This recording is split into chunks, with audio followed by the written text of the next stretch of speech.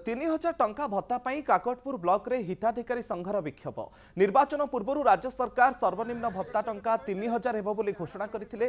परे नुआ भत्ता नियम मुताबक 80 वर्ष अधिक एवं दिव्यांग हिताधिकारी 3500 टंका पाइबे। हेले प्रशासनिक अवहेला कारणरू काकटपुर ब्लॉक रो अनेक योग्य हिताधिकारी एही भत्तारू वंचित रहिसंते। आ जहार प्रतिवाद रे भत्ता हिताधिकारी संघ तरफरू विक्षोभ प्रदर्शन करा जायछि। 500 भत्ता हिताधिकारी ब्लॉक रे प्रवेश करी निर्वाचन इस्ताहार अनुसार सरकार तांको कथा रखंतु बोली दाबी करिसेंती। नचेत आगामी दिन में विधानसभा घेराव करा जिबा नै चेतावनी दैछंती। ट्रक ड्राइवर थी हैदराबाद 2013-23 सेप्टेम्बर मोर एक्सीडेंट है।